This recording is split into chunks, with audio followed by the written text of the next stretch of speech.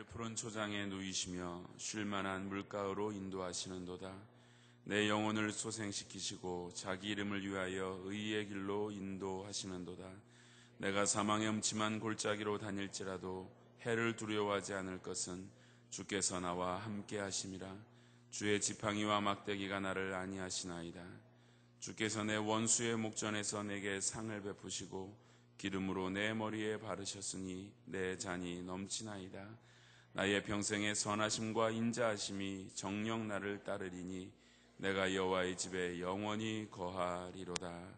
아멘. 좋은 시들을 기억하는 시들이 한두 편들은 다 있으리라고 생각을 합니다. 우리가 그 시를 좋아하는 이유들이 다 있겠죠. 그것이 식기가 내 마음에 쏙 들다든지 내 마음에 어떻게 좀 내 마음의 형편을 잘 말해주고 있는 것 같다 해서 그런 시들을 외웁니다. 그런데 오늘 우리가 읽은 이 시편 23편은 그렇게 우리가 암송하는 시의 내용하고는 조금 다릅니다.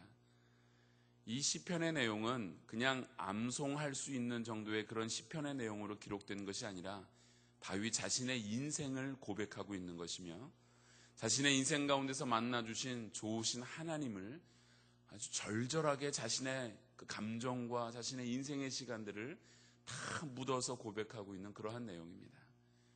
어제 우리가 말씀을 살펴보았지만 여호와가 나의 목자가 되어주신다라는 고백을 했습니다. 오늘 2절의 내용은 여호와가 나의 목자가 되어주셔서 내가 부족함이 없는데 그렇게 부족함이 없는 이유에 대해서 아주 구체적인 설명을 다윗은 하고 있습니다. 그것이 바로 오늘 2절에 나오는 그가 나를 푸른 초장에 누이시며 쉴만한 물가로 인도하시는 목자가 되기에 나는 부족함이 없다라는 고백을 하는 것입니다.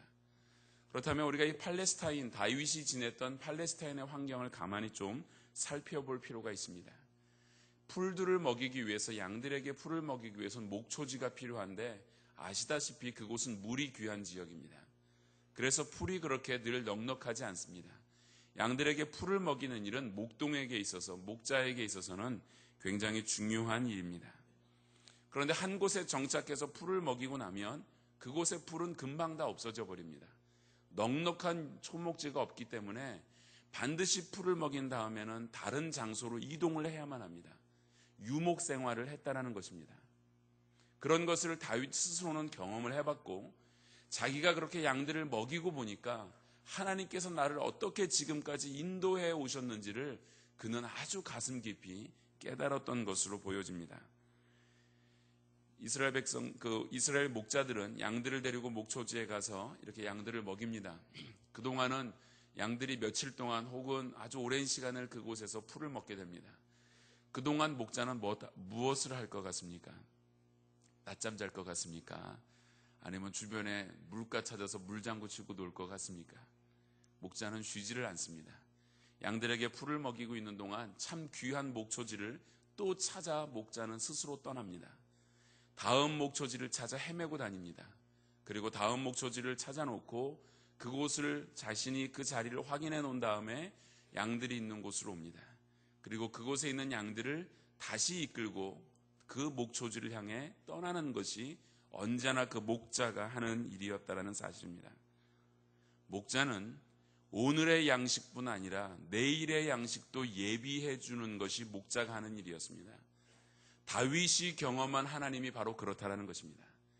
하나님은 오늘 나에게 필요한 은혜를 공급해 주시는 분일 뿐만 아니라 내일의 나에게 필요한 것도 예비해 주시는 여호와 이레의 하나님이다. 다윗은 그것을 너무나도 깊이 깨달았기에 하나님은 나에게 너무나도 좋은 목자다. 하나님은 오늘의 내 인생에서 좋은 목자일 뿐 아니라 내일의 내 인생에 필요한 것들, 내일의 내 인생에 가장 필요한 은혜들 또한 부어주시는 분이 하나님이라는 사실을 고백하고 있는 것입니다. 한번 생각을 해보세요. 목자라는 사람이 다음 목초지를 확인해 놓지 않고 그 양들을 이끌고 온 천지를 헤맨다라고 생각해 보십시오. 그것은 양들에게 있어서는, 연약한 양에게 있어서는 고통스러운 일이 되는 것입니다. 계속해서 여기저기를 헤매고 다니면서 이 풀 받다가 저 풀 받다가 이거는 너무 굳은 풀이라서 못 먹는다는 둥 이렇게 돌아다닌다면 그 양들이 얼마나 힘들겠습니까? 오늘 푸른 초장이란 이 의미도 히브리어 원문에 보면 부드러운 풀이라고 그렇게 기록을 해놓고 있습니다. 양들에게 가장 필요한 풀, 가장 먹기 적합한 풀을 목자는 찾아다닌다는 겁니다. 어제 오후 예배에 설교했던 그 문성공 목사님이 있던 그 와일드 스텝이라는 그 선교 센터에 2002년도 여름에 제가 대학부 아이들 한 30명을 데리고 훈련을 간 적이 있었습니다. 여러 가지 훈련을 받았었는데요. 그 중에 했던 한 훈련 중에 야간 훈련이 있었어요. 야간에 아주 큰 넓은 공원에 우리를 차를 몰고 가서 중간에 다 내려놨어요. 그리고 지도 하나씩을 줍니다. 목표점이 정해져 있어요. 그곳으로 시간이 몇 시까지, 그때 당시에 우리가 밤 한 저녁 8시 반에 출발을 했는데 23시까지 그 목표 지점까지 도착을 해야만 되는 어떤 과제가 주어졌습니다. 대학부 아이들이 한 7, 8명씩 한 조가 되어서 나눠졌고요. 그래서 그 조를 맞춰서 그 목표 지점을 찾아가야 되는데 세워라 내워라 찾아갈 수가 없습니다. 왜냐하면 뒤에 추격자들이 쫓아와요. 추격자들한테 걸려서 잡히면 아주 엄한 벌을 받는데, 그때 저희들이 한번 잡혔는데 받은 벌은 신발을 다 빼앗겼어요. 신발을 다 빼앗겨서 신발을 온 사방에 집어 던져버리고 추격자들은 가버렸어요. 깜깜한 밤에 불빛 하나 없는데 신발 없이 이제 헤매야 되는 거예요. 그러니까 추격자들은 뒤에 막 뭐 사나운 짐승 쫓아오듯이 막 호루라기 불고 소리 지르고 이러고 쫓아오는 겁니다. 근데 목표 지점까지 가야 되는데 조장에게 그 모든 일을 맡긴 거예요. 지도 하나 주고 조장이 깜깜한 밤에 불빛을 보고 동서남북을 구별해서 찾아가야 됩니다. 제가 이제 저는 참관자로 한 조에 같이 들어갔어요. 그래서 그 조가 어떻게 하나 가만히 보는데 이 조장이 군대를 안 갔다 왔어요. 잘 모르는 거라. 판독법을 몰라요. 한참을 막 가다가 뒤에 이제 자매들이랑 막 쫓아가는데 이 조장이 갑자기 하는 얘기가 여기가 아닌게벼? 그 순간 뒤에서 조원들이 불평하고 난리가 난 거예요. 결국은 그 조가 꼴찌했어요. 들어가고 신발도 없이 가갖고 또 벌 받고 1시까지 신발 찾아다닌다고 온 친구들이 같이 신발 찾아주고 그랬어요. 얼마나 그거 참 황당합니까? 기껏 끌고 가서 하는 얘기가 여기가 아닌게벼? 여러분, 우리의 좋으신 하나님 아버지는 우리의 삶을 이끌어가면서 여기가 아닌게벼? 이러지 않습니다. 철저하고 완벽하게 여러분의 삶을 준비해 놓으시고 인도해 주시는 하나님인 줄로 믿으시기 바랍니다. 다윗이 그 고백을 한 거죠. 다윗의 인생은요, 실제로 굉장히 고통스러울 때가 있었어요. 시편 22편 1절을 보니까 내 하나님이여 내 하나님이여 어찌 나를 버리셨나이까? 어찌 나를 멀리하여 돕지 아니하시며 내 신음하는 소리를 듣지 아니하시나이까? 이렇게 고통하며 그가 고백을 했지만 그가 그 고난 가운데서도 결국은 발견한 하나님은 내 인생의 목자가 되어주시고 하나님은 내 인생의 모든 길들을 예비해 주시는 분이다 라는 고백을 했습니다. 그러므로 여러분, 오늘의 삶 염려하지 마시고 내일의 삶 또한 염려하지 마시기를 바랍니다. 염려는 그리스도인의 본질이 아닙니다. 그래서 예수님도 가르쳐 주시기를 그러므로 염려하여 이르기를 무엇을 먹을까 무엇을 마실까 여러분 무엇을 입을까 염려하지 말라라고 말씀해 주셨습니다. 오늘 피었다 지는 들풀도 입히시는 하나님께서 온 우주보다 귀하게 만드신 여러분을 안 입혀주시고 안 인도해 주시겠습니까?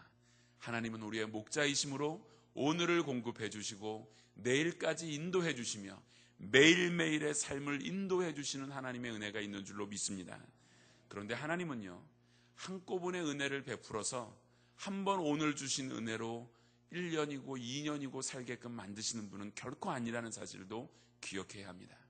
목자가 그 양들을 이끌고 아주 좋은 들판에 풀어줘서 1년이고 2년이고 두지 않았다라는 사실입니다. 그때마다 필요한 양식을 따라 이끌어갔다라는 사실을 기억해야 합니다. 한 번 받은 은혜로 살아가는 존재가 우리는 아닙니다. 이것처럼 우리가 주기도문에서 고백하는 것처럼 오늘 나에게 필요한 일용할 양식을 구하고 있지 않습니까? 일용할 양식을 구한다라는 것은 내일의 일용할 양식도 하나님이 주신다라는 믿음으로 오늘을 사는 믿음이 있어야 한다는 것입니다. 오늘 나에게 일용할 양식을 주신 하나님은 내일도 일용할 양식을 주시는 하나님이다. 이 고백을 그 속에 사는 것입니다. 오늘 나에게 필요한 양을 아시는 주님은 내일에 필요한 양도 알아서 주실 것이다 라는 고백이 그 속에 있다는 것입니다. 마귀는 우리의 인생에 염려를 뿌리게 됩니다.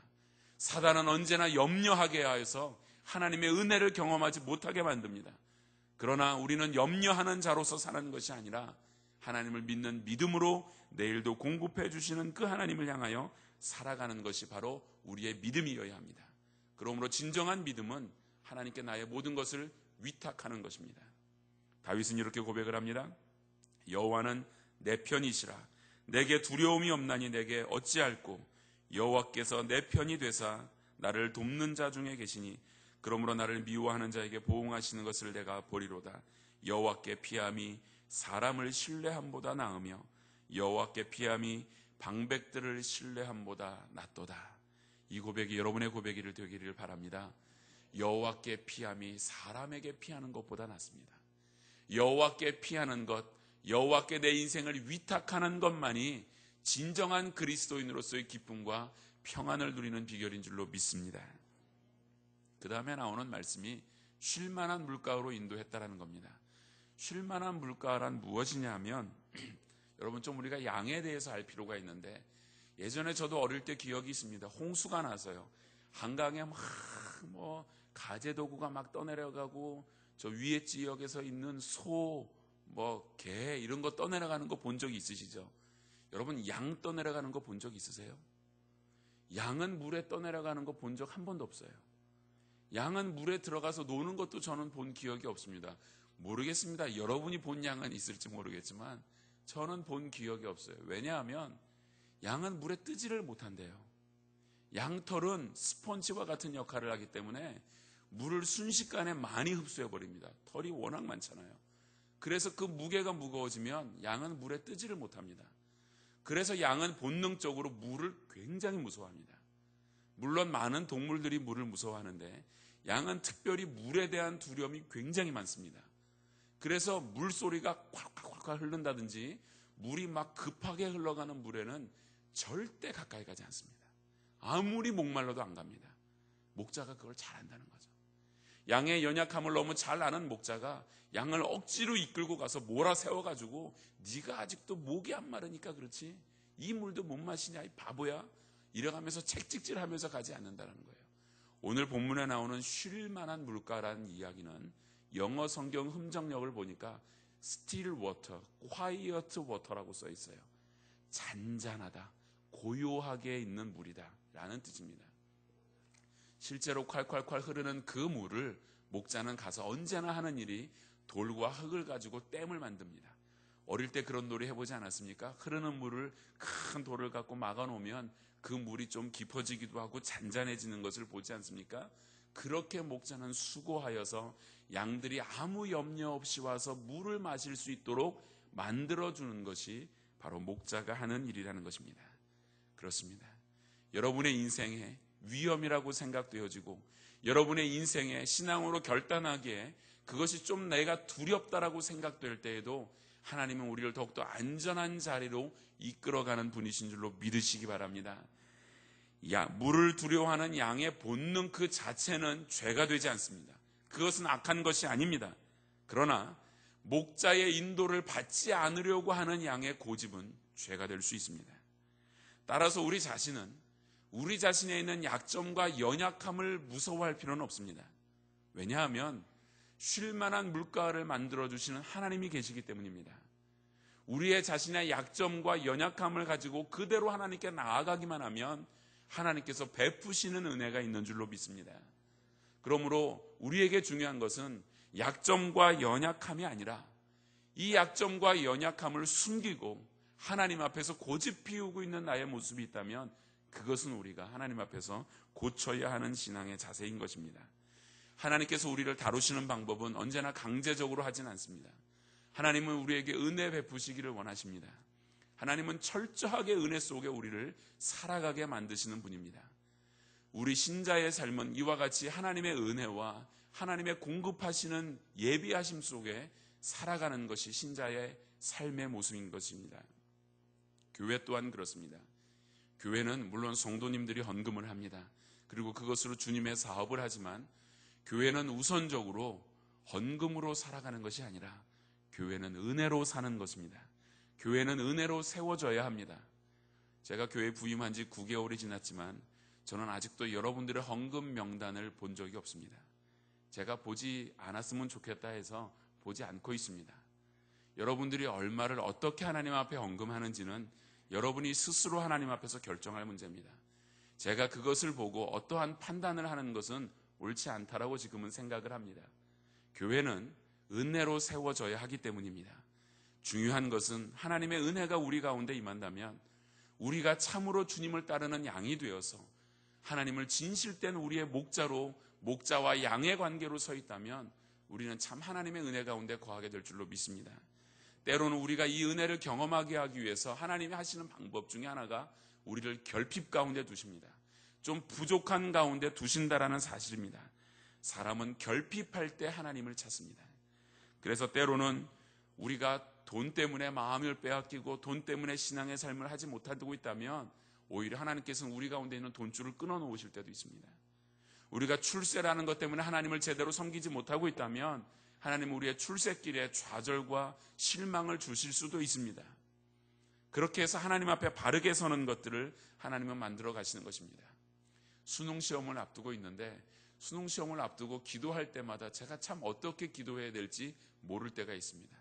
전에 제가 기도할 때 부교육자 때 조금 이렇게 강성이었어요. 그래서 제가 그런 식으로 기도를 했습니다. 하나님, 시험 준비한다고 믿음 생활 제대로 하지 않는 아이들 합격해서 하나님 없이도 잘 될 수 있다라고 믿고 살지 않게 하나님 차라리 떨어지게 해주세요. 제가 그렇게 기도했더니 학부모님들이 항의가 있었어요. 목사님, 어떻게 그렇게 기도를 하실 수 있습니까? 그러면 안 됩니다. 제가 뭐 무당입니까? 무조건 붙게 해달라고 기도할 수는 없는 거 아닙니까? 믿음이 없어도 하나님 없이 살아도 그저 세상에서 잘 되는 것이 좋아서 그렇게 기도한다면 이거야말로 내가 생각하기엔 기도하는 양심에서 좀 불편한 거예요. 그래도 그 부모님 마음이 조금 이해는 됩니다. 그래서 기도 내용을 좀 바꿔봤어요. 처음에는 하나님 없이 사는 것보다는 낙방해서 하나님과 함께 살게 해주십시오라고 기도하다가 요즘은 좀 기도를 바꿨습니다. 하나님에 대한 믿음 없이 합격을 만약에 한다면 그것이 하나님의 은혜인 줄 깨닫고 하나님과 다시는 떨어지지 않는 삶 살게 해주십시오. 차라리 이렇게 기도하고 있습니다. 여러분, 우리에게 중요한 것은 내가 원하는 한 가지를 성취하는 것보다 주님을 나의 목자로 모시고 은혜 가운데 사는 것이 더 귀한 것인 줄로 믿으셔야 합니다. 우리가 원하는 한 가지 얻는 것, 내가 원하는 푸른 꼴 하나 내 손에 쥐었다고 내 인생의 성공이 아닙니다. 진정한 인생의 성공은 끊임없는 푸른 꼴로 인도해 주시고 끊임없는 쉴만한 물가로 안전하게 우리를 인도해 가시는 목자를 모시고 살아가는 것, 그것이 진정한 성공인 것입니다.